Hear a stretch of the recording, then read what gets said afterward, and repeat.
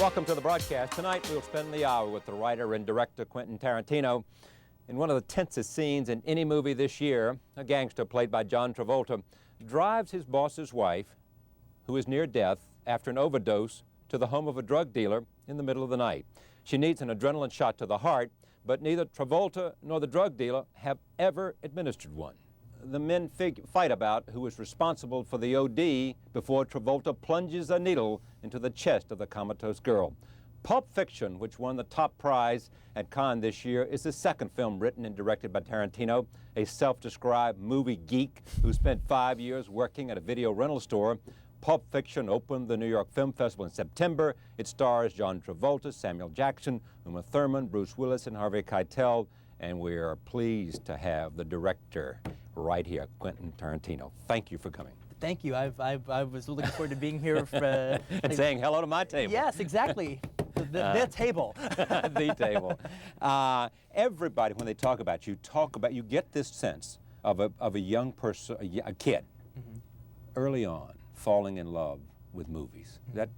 Tell me about that. Well, that's totally true. I mean, the thing is that it's not as bizarre as people keep making it, or as special as people keep making it. Because, like, just remember back when you were in school and stuff, and even in elementary school, there's always, you always have kids that have like a natural inclination towards something. Yeah. All right, some kids it's sports, some kids it's study, some kids it's cars, some kids it's drawing. There's always that kid in the back of the room always like drawing, doing sketches. And with me, it was movies.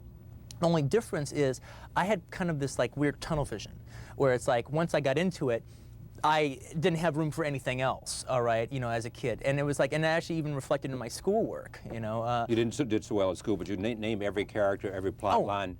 Exactly. And evaluate every movie. I couldn't spell anything. I couldn't remember anything, all right, but I could go to a movie and I knew who starred in it, who directed it, who directed it, who wrote it, everything.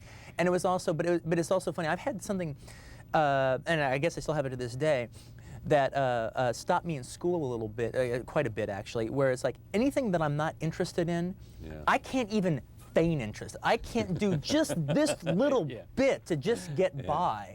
So what I would do, like in school, for instance, I loved history.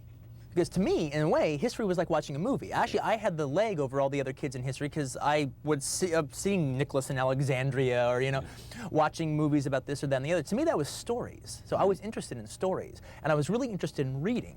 All right, so I was like getting like A's in history and in reading, and failing miserably in other things.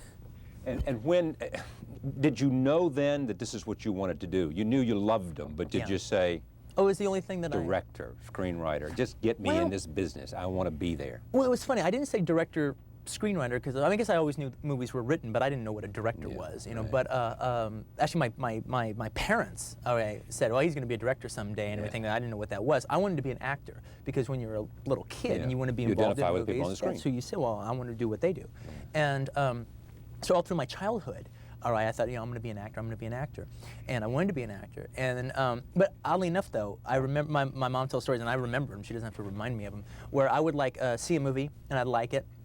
And I used to play with G.I. Joes all the time. I had a whole bunch of G.I. Joes, those dolls. And I would always play movies, basically. I would just kind of like do my version of whatever I saw, And then I would like be acting out all the parts with all the G.I. Joes, and I would be like, kind of like directing these little plays just for myself with the G.I. Joes. And the same thing is like, I would, and I'd see some movie, because I saw all kinds of stuff, not just Herbie Goes to Monte Carlo, but like all kinds of like, my mom took me to see Carnal Knowledge and The Wild Bunch and all these kind of movies when I was a kid. And so like... Because you wanted to do it? Because she... No, she just like, movie's a movie. There's nothing he's going to see in a movie that's going to mess him up. Right. And it's like, and there are some kids that... Is she still saying that? Yeah. Well, today she's very happy she did that. Yes. But it's like funny though, because it's like I would I would act them out like I saw in the movie. So I'd have like, you dirty, and your mother, and be like dealing to Quentin, what's going on out there? It's not me, Mom. It's them. It's the G.I. Joes. It's just the dialogue from the movie. What was your first job you got? first job I got, actually, actually I had some really seedy jobs for a little kid, because I wanted to quit school and become an actor when I was about 16, and my mom said, okay, if you're going to quit, you've got to get a job. Now the first two jobs I got actually totally had to do with like the porno industry, all right, you know, and I was like, I'm so not interested in porno films, I can't tell you, all right, but the first job I got was working for this guy who had a bunch of, you know, those newspaper racks with all the sex rags in it. Right. Well, he owned a whole bunch of newspaper racks, and what we would do is he would drive around all night long in his van, and we would just collect the quarters and put in new papers. Right. All right. So first I did that. That was my first like official job. All right. My second official job was I got a job as an usher at the Pussycat Movie Theater, all right, in Torrance, California. Right. All right, so I was an usher at this porno movie theater at 16, lied about my age. And the irony of all ironies is when I was growing up, I always thought, man, I mean, forget about being a director, forget about being an actor. To me, the greatest job a person could ever have would being an usher at a movie theater. Right. You know, you get to go to a movie theater all day long, and then you get to see all the movies for free. All right, well, irony of ironies, I ended up getting a job at a movie theater that I could care less about the movies and was totally bored by them. Yeah. And then what? And then I kind of just went through like a bunch of little, like, you know, phone sales job and this little stupid job here and that little stupid job there, until eventually, like around age 22, I got a job at a place called Video Archives in Hermosa Beach. And this is a famous video store. It's the famous Video Archives. Right. And what was funny about that job was the fact that, like, people said, oh, so that's kind of like your film school. Yeah. Well, that's what they're saying now. That's exactly what they're saying. And it's become so there are a whole bunch of kids who want to be you are rushing to video stores to get a job. Yeah, now I don't know if it's that much of a film school. A friend of mine, Roger Avery, who I just produced a film that he directed called Killing Zoe, he's been putting out this theory, and the press has been eating it up like it was pudding, all right, you know, and I don't think he believes in it in 2 seconds, and I don't even believe in it that much, all right. What that store was, more or less, is not a film school. It was kind of a closer equivalent would be, it was like my Village Voice. Yeah. And I got to be Jay Hoberman. I got to be Andrew Saris at the store, you know, be like the little Mr. Critic, you know, at the store, putting films in people's hands and arguing my points, why this movie was good or why that movie was bad and everything. But the way I got the job was, it wasn't like I got this job and all of a sudden saw all these movies and then just decided to, and then I became knowledgeable about them and, hey, let me make some of them. It was like I got the job because I already was a film expert, so to speak. I mean, that's why they hired me. Because you had just studied on your own, not because you went to school. But what does your success now say? I'm a reporter, journalist.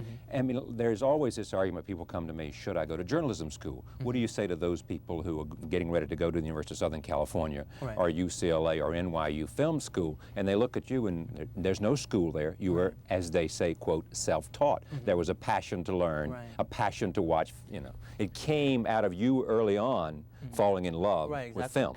Well, that's the most important thing that I think. To love the business. You have to. You have to. You know, there's nothing else. You don't know what you'd do if you weren't in film. No, I never set up a situation. I never set up a fallback situation because I didn't want to fall back. You know, I wanted to have to keep eating at it. You know, and actually, that leads me to a point. Let me say this point and then get back to your question. Okay, if there's one thing that I've done that I'm like the proudest of everything, all right, is the fact that. People talk about, wow, you've had such success and it's just been so overnight and whatever. Well, whatever success I've got has come after like 8 years of just nothing working out as trying to get a job in films. What didn't work out? Well, it's like basically what I tried to do was... Give some sense of rejection. Well, what happened basically was I had tried to make a film, it's at around 22, 23, I said, well, you know what, I'm going to make a film. I'm ready. All right? And I'm going to make, you know, I had actually met a few different directors by saying I was going to write a book and wanted to interview them, all right? And so I ended up like talking to them, and they all said that they had made their first films by the time they were 30, or around 30 years old is when they made their first film. So I thought, well, okay, well, I'm going to beat that. I'm going to make my first film by the time I'm 26. And that was my thing, all right, 26. So I started making this movie. I came up with the idea for a short film that I was going to shoot. I was going to shoot it on Super 8. Then I ended up getting somebody's 16mm camera. I was going to shoot it that way. And then I shot on it for like about a couple of weekends. I thought, well, hell, film's kind of cheap and everything like that. Why don't I just shoot it like a feature? And this was before She's Gotta Have It, all right?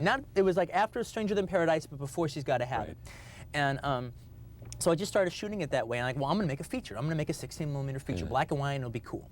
So I ended up working for like 3 years on this movie, and this was going to be my feature, and I was like, I was financing it from working at a video store. So what means was like I would like get like $200 or so, and then we'd go off and shoot for the weekend, and then we'd run out of money, and then I would like go back to work again, and then like eventually I would just keep piecing it together. And what you would do is when you'd rent equipment from a rental house, if you rent it on Friday, you have it all weekend. It's kind of this one-day rental, and you have to return it Monday morning. So you would just shoot burn like your. I mean, you would just like get old before your time, trying to like shoot all weekend long and give the stuff back. I had so little money that I couldn't even process this footage. All right, that I was getting. That's way too expensive. All right, so eventually, I ended up after like about 3 years, I ended up like starting processing some of the footage and starting seeing exactly what I had. And guess what? What? I did not have at all what I thought I had. All right, it was. How was it different? It was amateurish. Yeah. It was really, and not in a charming way either. And, it had no charm. No charm at all. All right, and the thing is. No one said, "Isn't that cute?" No. It wasn't like that. Now, there were good things about it.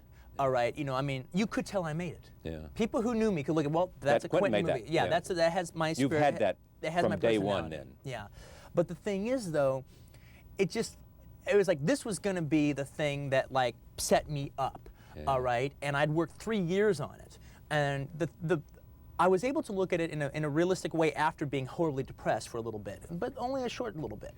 Was the fact that, well, this was my film school. All right, and this was the best film school a person could possibly have. I mean, I actually, instead of like going to school and paying a ton of money to be allowed to use some of their crappy equipment, all right, I actually went out and actually tried to make a feature film. All right, now I failed. It was guitar picks when I was finished.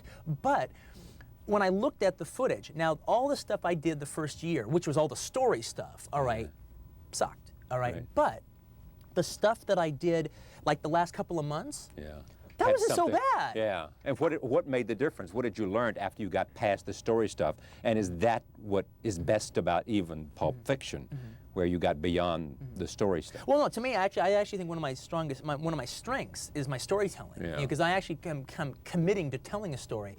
It was because you're a writer. More as a viewer, more the fact that I just like, I like it when somebody tells me a story, and I actually really feel that that's becoming like a lost art in American everybody cinema. says about you, I mean, the things that come out about you, one is a video arcade story, and growing up with your mother and loving the movies and seeing, they always talk about carnal knowledge. And the other thing that comes out is when they talk about you, and I want to talk about this a little bit later, but it is that you, in a sense, have taken novelistic techniques. Very much so, very much so. And translated them to filmmaking, to cinema. No, I know that's the thing is because to me, most movies that you see now, I mean, that used to be the thing about America, was the fact that Hollywood, forget America, Hollywood. Hollywood used to, that's what we did better than anybody else in the world. We told a really good story. Europe was where you had character-based films or mood-based films, but America, we told a story. We're the worst at it now, as far as I'm concerned. At telling a story. Telling a story. We don't tell a story. We tell a situation. Most of the movies that you see nowadays, and I'm not a Hollywood basher because enough good movies come out of the Hollywood system every year to justify its existence, but without any apologies. However, a good majority of movies that come out, all right, you pretty much know everything you're going to see in the movie by the first 10 or 20 minutes. Now that's not a story. A story is something that constantly unfolds. I'm not talking about like this quick left turn or a quick right turn or a big surprise. I'm talking about it unfolds. All right. Yeah, but you don't believe in a linear storytelling. Well, it's not. It's not so much I don't believe in it. It's the situation. It's not the fact that I'm like on this big crusade against linear storytelling. All right, but it's the thing is, it's not the only game in town. Yeah. All right. I mean, the bottom line is, all right, my storyline jumps all over the place. Right. In Pulp Back Fiction. and forward. Yeah, back and forward. Now the thing is, the truth of the matter is, if I had written Pulp Fiction as a novel and I was on your show, you would never even remotely bring up the structure. Flashbacks or whatever it was. You would never bring it up, all right? Because it's like a novel can do that no problem. Yeah. Novelists have always had just a complete freedom to pretty much tell their story any way they saw fit, all right? And that's kind of what I'm trying to do. Now the thing is, for both novels and film, 75% of the stories you're going to tell will work better on a dramatic basis, on a dramatically engaging basis, to be told from a linear way. But there is that 25% out there that can be more resonant by telling it this way. And I think in the case of both Reservoir Dogs and Pulp Fiction, it gains a lot more resonance being told in this kind of like wild way. But is it also because that wow way keeps the audience on the edge of the seat? I mean, you have talked about the use of violence. Right. And it is, in a sense, you want that viewer, that person watching your film, experiencing the film, to be on the edge of the seat. Yeah, oh, definitely. I mean, everybody does, but yeah, you believe that the techniques you employ do that. Yes, I do. I mean, but the thing is, it's not even just so much, I mean, the thing is, I know as a viewer, the minute I start getting confused, I check out of the movie. Emotionally, I'm severed. Confused. Yeah, if when I'm watching a movie and all of a sudden something starts happening where all of a sudden the storyline and everything is, it gets confusing, I don't know where I'm at when I'm watching it. I think an audience has like this, like almost like umbilical cord to the screen, and it gets severed when confusion comes in. And therefore you lose them. Exactly. And the thing is, most of the time, when I get confused and that's severed, it's basically because I'm not supposed to be confused. Yeah. All right, that's like it's a mistake. All right. However, if you get confused, there's no problem with being momentarily confused if you feel you're in good hands. Yeah. All right. And I don't think my movie, and disagree if you please, is that I don't think Pulp Fiction, for all of its goings in and around and up and down, stories there are, and how it goes in this big circle, I don't think it's hard to watch at all. No, it's not. You have to watch it. I asked for you to watch it. You can't like put this on video and like do the New York Times crossword puzzle and watch the movie. That's right. All right. All I ask, you put everything down and watch it. Give me 2 hours and whatever it is, 10 minutes. Exactly. And then once you do that, then you can follow it. It's easy to follow. Talk to me a little bit about the virtue of writing your own material and the material that you wrote for other people. Right. And whether what you are doing now as a director is directly a descendant of, is in a direct line of that. Well, it's funny, I mean, because like people ask me all the times about like my writing and everything. Right. And the thing is, I mean, and I'm not being falsely modest. I'm very happy with the way I write, Yes. I think I do it good. All right, but the thing is though, I've never really considered myself a writer. I've always considered myself a filmmaker who writes stuff for himself to do. Right. If I really considered myself a writer, I wouldn't be writing screenplays. I'd be writing novels. All right.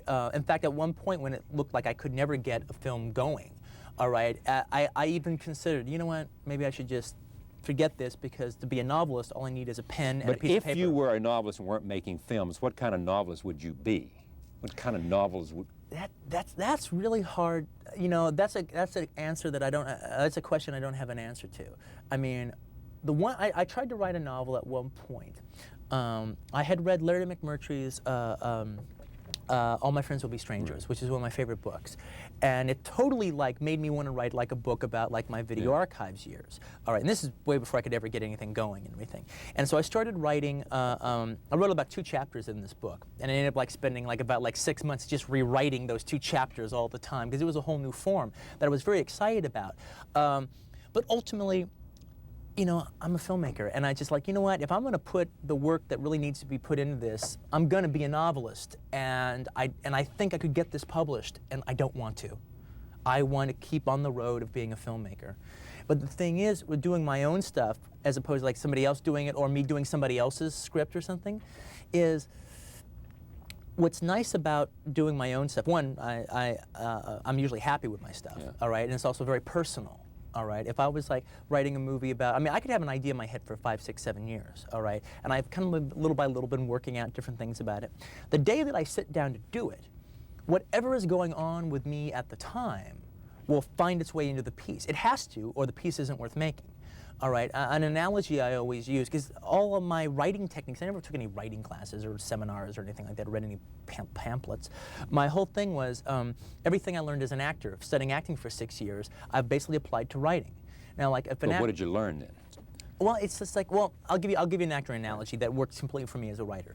All right, if I'm playing on, I don't know, whatever, Sugar Babies or something, something really crazy, all right, Sugar Babies, okay, in a theater production, all right, and I'm driving on my way to the theater, and I hit a dog on the way to the theater that night. Okay, now that doesn't make you commit suicide after killing a dog, but it's going to affect you, all right, okay, and now I'm affected by that. Now, the thing is, when I go out on stage, I have to bring that experience on with me, or what am I doing up there? All right, that is obviously going on with me at that time, and that needs to be on the stage. That wait, it needs to be on the stage because it is what's happening inside of you? Yeah, exactly. True. Right. That's it. It's because it's what's happening inside of me. Now, if I'm doing Sugar Babies or Death of a Salesman or You Can't Take It With You, that doesn't mean the play all of a sudden becomes about a dead dog. Yeah. All right.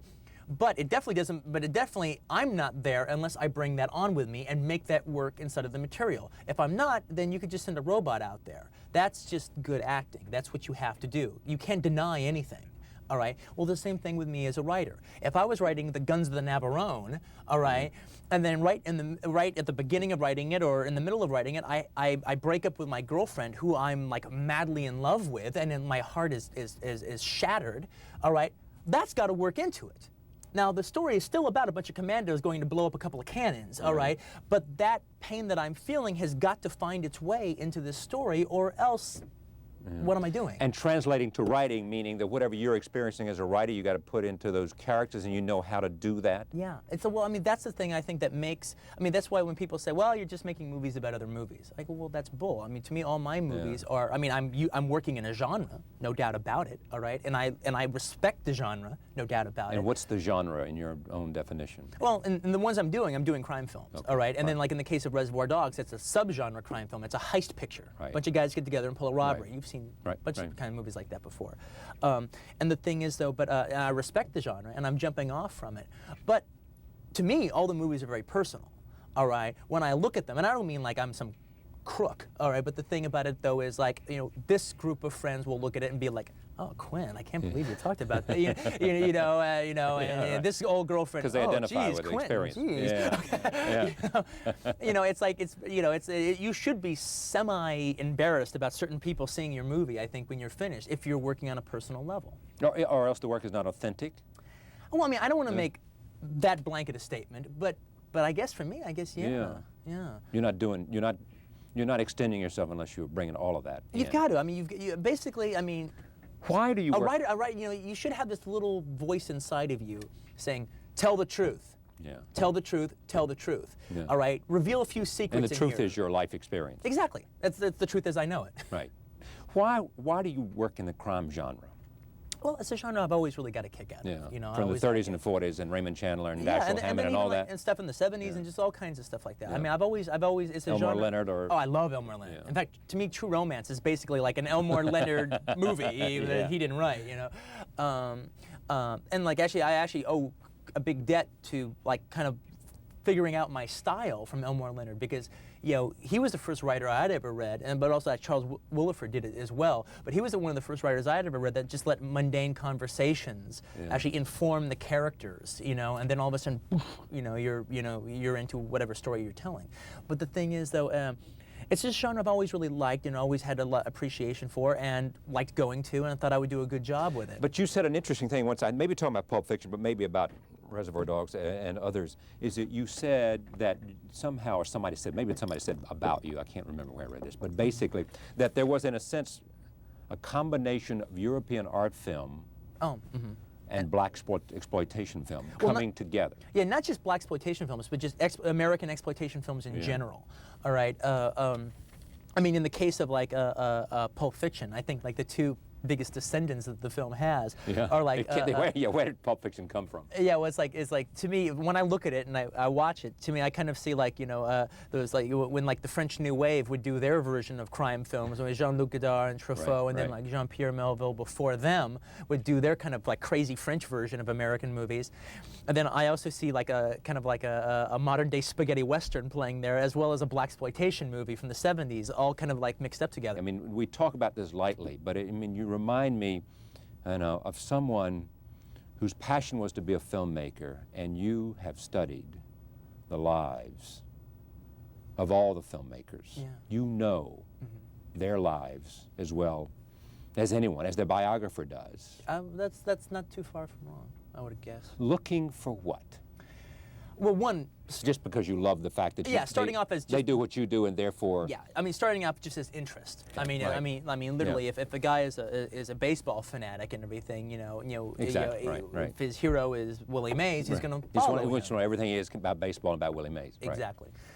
He turns first to the sports page. Yeah, exactly. And then it's like, and you know, and part of that is all just like the function of having heroes. Yeah. You know, and so like, you know, like for instance, when I was, you know, in my, I'm still now he's one of my favorite filmmakers, but like in particular when I was in my 20s, you know, I loved Brian De Palma.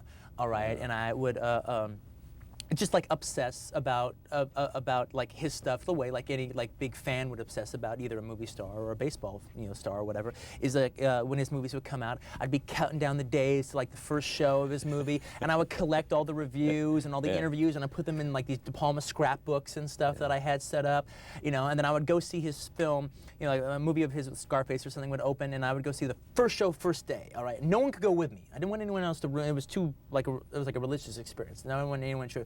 You know, I don't care what anyone thought. All right, I just sit there and watch the movie. All right, and that's sort of like just kind of taking it in, seeing all what the story was and everything. Then I would go see the midnight show that night, and then I'd kind of like somebody to see it with me. All right, and then I could really watch. Okay, I've got the story, I got the film. Now let's see how he did it.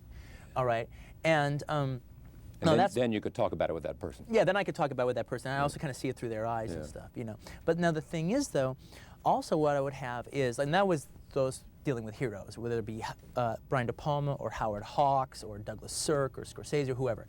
But also just as like a film, more or less like historian or something, even though I wasn't hired by anybody to be a historian of my own mind.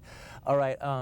I would be very interested in following directors' careers and like studying their careers and everything, and constantly, you know. In terms of how they made it, or the evolution of a career in terms of how they went from. Evolution of a career. Yeah. It's like, you know, there's many examples when you look at like a filmmaker who's done, I don't know, 15 films or something like that. You know, forget about the old guys. Like, you know, in the last 20 years. All right, done 10 or 15 films, and like, you know, wow, this work here is really exciting, and then at some point, it stopped being exciting. Yeah. Either it was like the same old thing, or else they became hacks, or they just came, you know. Now, where did that happen? Yeah. Where did that start? When did they stop caring? Lose it? Exactly. You know, and to me that's very interesting. And the point you said is, when did they stop caring? Yes, exactly. I do believe that. All right. Now, you know, I'm not a critic, so I'm not going to use an example on the air because that could hurt that person's feelings. If I was like a critic, I would write an article about it, and it wouldn't be just conversation. But it's like, but there's quite a few directors where like, you can't believe the work that they did in the 70s is the work that they're doing now. I mean, you can't believe it's the same man. And what do you think happened? Well, oddly enough, I actually kind of see what happens, all right? It usually has to do with like one film. One film is either like, I mean, like you see them growing or building or whatever, and this is actually, there's two ways that this can go. And one way is they do one film, and usually it's a film that they're very personal about, that they care a lot about, and one, not only does it not do well, it's not recognized. Okay, now maybe they did a bad job with it, or maybe they did a terrific job with it, all right? But it's, you know, but they get nothing for it. They get slapped in the face for it, and you can tell that the film had a real personal feeling to them. Yeah, they really had put it out on the table. They really put it out on the table, all right? And at least as far as they were concerned, all right? And they got neither the press, no, they got, you know, and it failed horribly. Yeah. And then from that point on, and at least 5 directors that I can think of off the top of my head, you can just see all of a sudden they started doing star vehicles. Yeah. All of a sudden they just started doing program films. And then 6, 7 years down the line, it's like whatever originality or whatever special personality that they have completely doesn't exist anymore. Let me anymore. just test this with you. Coppola and Apocalypse Now. Mm-hmm.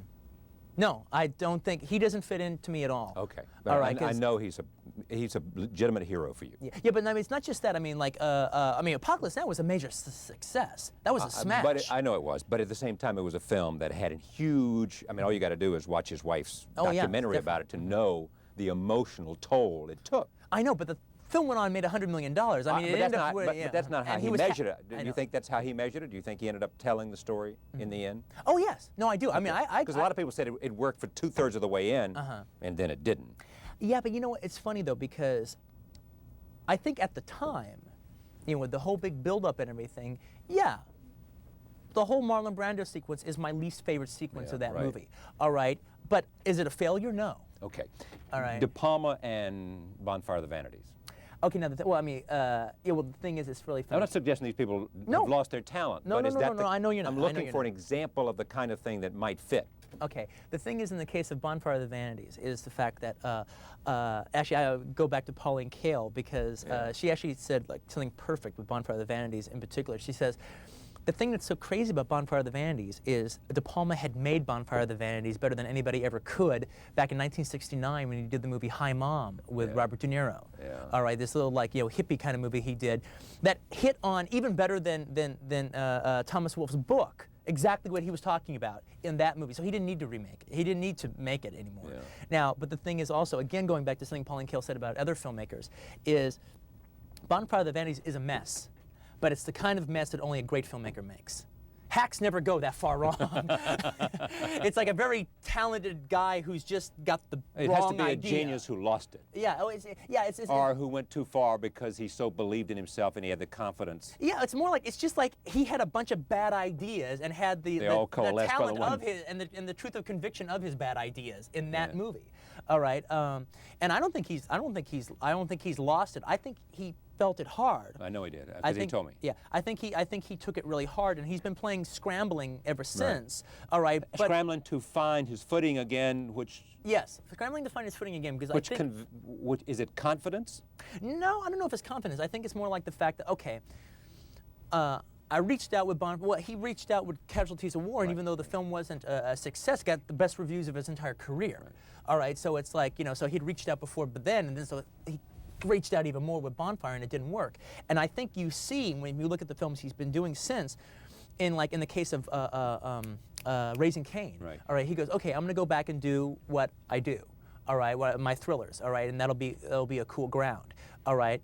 And the thing that's really fascinating about Raising Cain is you see a guy, and I told this to him, and he agreed with me. I don't know, I thought Raising Cain was a blast. I had a total blast out of watching it, but part of the fun about the movie, which I don't know if the studio liked it that much, was the fact that it's almost, the whole thing works to annoy the viewer, because it's like, you've got a man who like, look, I created more or less in these last 20 years this type of film, all right, and I do it better than anybody, but you know what? I'm bored with doing it now. All right, so the only way I can make it interesting for me is to completely dissect it and not pay you off. Yeah. So it became like this, like really almost kind of like filmic experiment on how not to satisfy the audience. All right, which was very interesting to me. Okay, I got a big kick out of it. If you had to name, I mean, I know you don't want to leave somebody out. Who's influenced you the most? Filmmakers. You said Howard Hawks. Yeah, Howard Hawks is a gigantic influence. Because? He is the single, as far as for my money, he is the single greatest storyteller, all right, in the history of cinema. The single greatest storyteller. Yeah, and probably the single most entertaining filmmaker in the history of cinema. It's so funny because when you get into when you're talking about people who've worked for 30 years and have 25, 30, 40 films to show for it. The old guys, the pioneers. Yeah. All right, when you go through their films and everything like that, you're looking at this film and I never saw this one, and I never saw this one, that I really want to. And then you start seeing some of their later works or some early minor work that you'd always heard about but never saw it. You always are more or less kind of disappointed. It's like, that's okay, it's good to see it so I can say I saw it and everything. Howard Hawks, except for one movie, never disappointed me. All right, it's like even his, even the ones that didn't get any credit whatsoever, like the ones he did later in his life, like something like Man's Favorite Sport, which is just basically this kind of crazy paraphrased remake of Bringing Up Baby, is funny. Is it good as Bringing Up Baby? No, but it's really good. It's really funny. Now, if I'm gonna watch Bringing Up Baby or Man's Favorite Sport, I'll watch Bringing Up Baby. But if Man's Favorite Sport's on TV, I'll watch it in 2 seconds. If it's playing at the theaters, I'll go see it. Other than Howard Hawks, who else? A significant influence. A big significant influence, would be Howard Hawks, the director Sam Fuller, all right, who's this he's one of the greatest wild men of cinema. He made a series of films in the 50s. He's probably the king of making war films because he fought in the Big Red One and everything, and he makes really crazy movies. And he also made a lot of westerns and stuff. And Sam Fuller's just crazy style was a big influence to me. De Palma was a big influence to me. And one of the things about De Palma that people never talk about, and I think De Palma is probably the greatest black satirist of the last 20 years in cinema. I mean, his films are hysterical, biting black comedies. I mean, no one has his wit at all, you know, great. His wit is just fantastic, even though he never makes official comedies. But like, you know, Scorsese's just daring. Yeah. You know, has always been a big influence to me. I usually never... His daring. Yeah. I usually never accredit him because everyone does it for me anyway. Right. I always say, well, he's obviously ripping off Scorsese. Well, I don't say ripping off, but they do say influenced by De Palma and Scorsese. Yeah.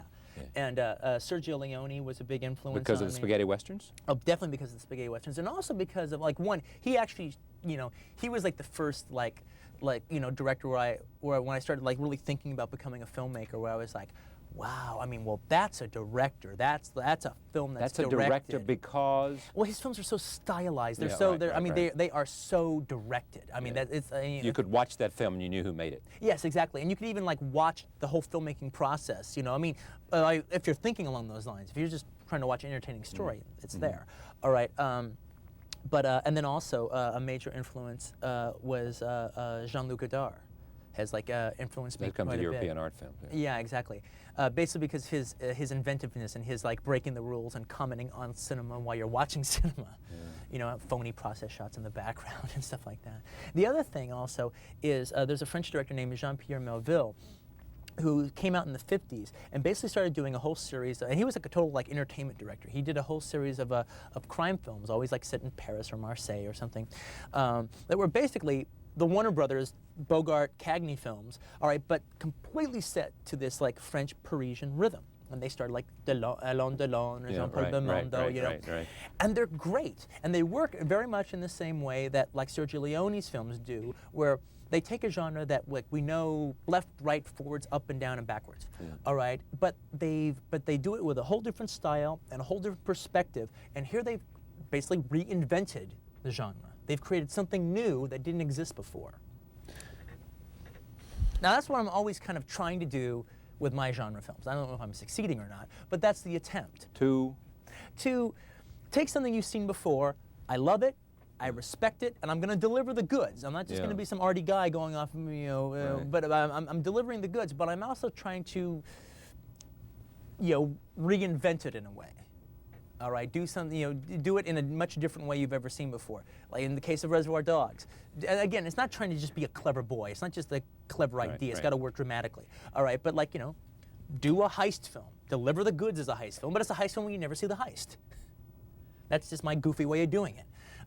You know, I always say, like, if I was going to do like, you know, a Hunchback movie, the guy to get like have an operation at the beginning of the film.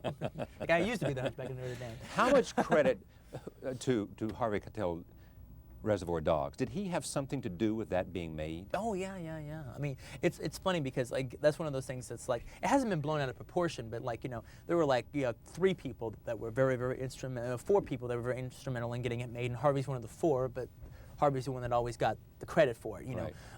My partner Lawrence Bender deserves a tremendous amount of credit for it. He's a producer of the film. Monty Hellman, a wonderful filmmaker from the 60s who helped us with the film, he deserves a lot of credit. And so does one of the executive producers on the film, Richard Gladstein, who was the guy at the company, at Live Entertainment, that like said, I'm going to take a chance on this kid. You know, I really owe my career to him. And he took a chance on you because of what the script. Because of the script. Because of that script. Because of that script. Now, had he seen the same thing in True Romance? And He had never read True Romance. So he didn't know anything about those. It was like, it was a situation, he loved the script so much, all right, that it was like, he said to me, unless this kid is just a complete jerk, I'm going to make this movie. You wrote the script for... But let me just go back to, like, but Harvey Keitel's contribution was, he read the script of Dogs and just completely loved it, completely believed in it, and committed himself to it. Now, Harvey's career has changed so drastically since the days before Dogs. I mean, you know, Dogs was a good, and Bad Lieutenant were good launching pads, and The Piano took him to the moon. I mean, like, overseas, Harvey means as much now as Jack Nicholson because of The Piano. Is that right? Oh, he's huge in overseas. Japan, France. Yeah, I mean, it's like, I mean, The Piano did well for him here in America, but I mean, in Europe, he is a superstar. All right. Now, the thing, and that it couldn't happen to a better actor. I mean, he deserves it. But the thing is, though, Harvey committing to the movie at the time, all right, doors didn't just fling open, all right, but he gave us legitimacy. All of a sudden, 2 guys who had never done anything before, well, we had Harvey Keitel, we had a good actor involved. And I'm sure the only reason that Richard Gladstein, and I know the only reason Richard Gladstein at Live, who had the power of the pen, all right, that said, yes, I'm going to go with it, the only reason he read the script in the first place was because Harvey Keitel was attached. Did you have any moment of doubt that you could deliver, that you were ready to deliver? I think you always do have, like, as far as like when, okay, you've got the job. Yeah, oh, yeah, now I got to right, do it. you know. Okay. I mean, and almost a little bit like the thing that Churchill said at the beginning of World War II, all my life has prepared me for this moment. Yes, well, that's definitely the case. That, you know, that was, I'm ready to go. Whatever I can learn, I've learned. Yeah. I've read, studied, I've talked, I've written, I've done everything I can. Yeah. Boom. Well, it's funny because it's like, yeah, I remember at one point when we were getting ready to get the, like, you know, the go-ahead on the movie, I remember thinking to myself, wow,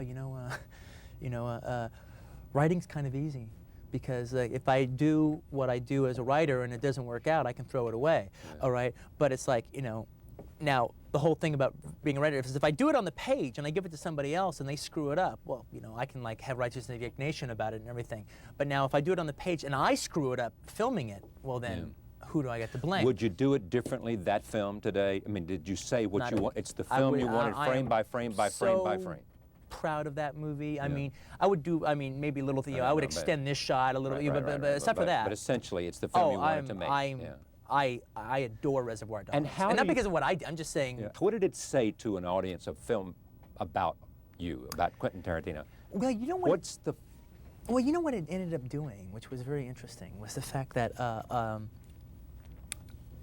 you know, people ask me from time to time, do you make a movie with an audience in mind? Yeah. And my answer is, yes, I do. All right, but the audience I have in mind isn't some faceless blobs that I'm trying to second guess. All right. It's me. It's not like a focus group. Yeah, it's me. I'm the audience. I'm the guy that goes out and pays $7 or $8 in New York, you know, to go and see a movie. All right, I go. If I'm excited about seeing a movie, I see it on opening day. All right, I am the audience. Yes. All right, and I know what I want to see. You know, and I was betting, and I was a little surprised at how many there were.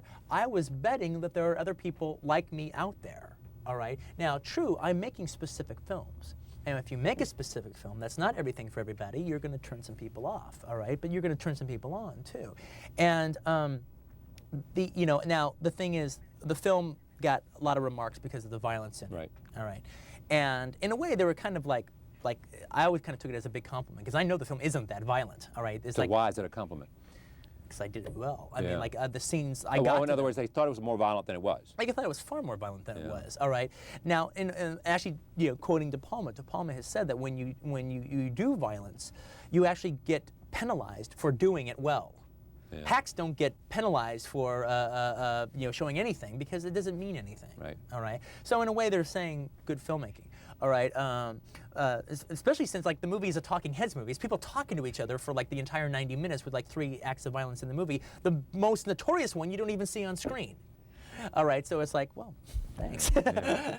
but you know, but the thing is, how did it introduce me? It's like you know, I'm always kind of weird about actually answering a question like that because it's almost like I'd rather you tell me. Yeah. Well, but all of a sudden it said this is a guy, Yeah. for the lack for there is a new filmmaker, it said, Yeah.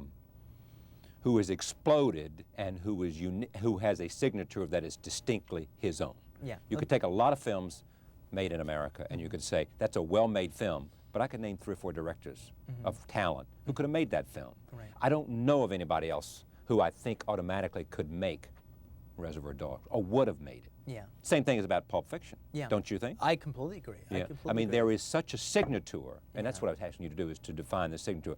I got to move to Pulp Fiction, and we're going to see a couple of scenes here. Oh, it's the Big Mac scene. Set it up for me before we take a roll tape. What's going on is in this scene, this is like it's John Travolta and Samuel L. Jackson. They play 2 hitmen, Jules and Vincent, who are on their way to blow away a couple of guys. But the thing is, they're just going to work. So they're like having like a carpool conversation that you might have, all right, on your way to work. And the thing is, Vincent has just come back from after 3 years in Amsterdam. So he's just musing on the things that he experienced in Europe for the first time. Roll tape. Here it is. Pulp Fiction. But you know what the funniest thing about Europe is? What? It's the little differences. And you know what they call a quarter pounder with cheese in Paris? They don't call it a quarter pounder with cheese? Oh man, they got the metric system. They wouldn't know what a quarter pounder is. And what do they call it? They call it Royale with cheese. Royale with cheese. That's right. What do they call a Big Mac? Big Mac's a Big Mac, but they call it Le Big Mac. Le Big Mac. What do they call a Whopper? I don't know. I didn't go on a Burger King. We should have shotguns for this kind of deal. How many up there? 3 or 4. That's counting our guy? Not sure. So that means it could be up to 5 guys up there? It's possible. We should have shotguns. Why Travolta? Well, I've always thought that John Travolta is one of the greatest movie stars Hollywood's ever produced. Movie stars. Yes. I mean, he's a wonderful actor too, but I mean, like, he was a great star when he came out. And, I mean, people tend to, in fact, it's actually very scary how people tend to forget, because John Travolta was so huge when he came out. And it was like, and he actually shared something that only Brando had had before him, and only Julia Roberts has had since him, is that any part it was even remotely halfway conceivable that he could play was immediately sent to him. Right. And he did wonderful work in that time. In Saturday Night Fever, even wonderful comedy work on that TV show that made him a star, Welcome Back, Kotter. Right. Urban Cowboy, in particularly from my money, in Blowout, the Brian De Palma film, which is one of my 3 favorite films of all time. His performance in that is great. Wait, the other 2 are Urban Cowboy and what else? And Saturday Night Fever, you know, and he was nominated for an Oscar for Saturday Night Fever. Yeah. And also, actually, in a movie. But what are your 3 favorite films of all time? I'm sorry. Okay, my 3 Urban favorite Cowboy? films. No. No, okay. I thought. I get screwed up. Okay. Whatchamacallit? Blowout. Blowout. Rio Bravo. Blowout was made by Brian De Palma. Palma. Rio Bravo by Howard Hawks. Right. And Taxi Driver by Martin Scorsese. Yeah. And they share, if they share one thing, what is it? I don't know what they share. I don't know either. You know what? Other than a major directorial vision. Right, vision of a director. Yes, exactly. Yeah. Talk about comedy in Pulp Fiction. People say, one, it has comedy about it. Yeah. Is it black humor? Is it something else? And how far can you go with you wanting to combine comedy with violence, with storytelling, with all the elements that are going into this film? How far can the comedy go because of the seriousness that's also there? Well, I mean, as far as like how far can the comedy go? Well, as long as it's funny, as far as I'm concerned, as far as it can go. I mean, like, you know, George Carlin does this really wonderful routine where he talks about how the fact, like, anything can be made funny. Yeah. You know, anything can be, you can make a joke out of anything. You name me any horrific thing and I can make a joke out of it, all right? Because, you know, a joke is a joke. But I thought I read somewhere where you said that some of this stuff is so serious we can't joke about it. You never said that, you know? No. I've never said that. No, you wouldn't believe that. Yeah, I mean, the thing about it is, though, I mean, it's funny because... it's almost the reverse of it. We can find humor in almost everything. I mean, humor is a magnifying glass, all right, for us to look at society, ourselves, our personalities, our problems, and, you know, I mean, you know, humor is what we need to actually observe things, all right, and actually put them in perspective. All right, and it's like, but again, you know, the answer is like, you know, well, if it's funny, that's acceptable. But you know, if it's not funny, then you've messed up. But one of the things that's very interesting, though, is I've actually come to this in a very just fairly recently. I try not to get when I'm writing something. I try not to get analytical about it as I'm doing it, as I'm writing it, and I try not to get analytical about it as I'm doing it. All right. Now this is kind of fun at this stage of the game, you know, saying exactly what it is I did do, and. When people talked about dogs being as violent as it was and everything, again, partly, well, I guess I just did a good job, you know. I was afraid people would be bored because it's just people talking to each other all the time. But the thing is I actually realized something about 4 months ago. I was watching this film from the 30s, Backstreet, with Irene Dunn. Right. I mean, it's a wonderful melodrama, absolutely terrific melodrama. And I was sitting there watching it, and there was the thing is, because I think Dogs is really funny too. That's a really funny movie. But the thing is, I'm watching Backstreet, and tragedy is almost like another character in the movie. It's hovering over every scene. You know this is going to end horrible for her, all right? And so even when a light moment happens and you laugh, you only laugh so much because it's just tragedies like this other thing in the room. And in a way, Reservoir Dogs, that was a relationship violence had to Reservoir Dogs. Even though there was only, like, you could count the number of scenes that there's actually a violent incident happening in it, violence was like another character in the room. It hung over the proceedings. You kept waiting for every conversation to break out into it. So even if it was funny, the audience might have laughed, but when they got out of the theater, they don't remember laughing. I got 2 minutes. Is Pulp Fiction a better film than Reservoir Dogs? Well, some people might like this one, some people might like that one. What do you think? Me, I like it more. I like it more. You like it more? I think. Why? It's more ambitious. It was harder to do, and it's like a. God, why? You know, I think it's the ambition involved in it. This is the. It's a jumping off point. Yeah. I'm starting with dogs here, and then I'm going somewhere else, and I'm really reaching for it. Is the next film going to be in the crime genre?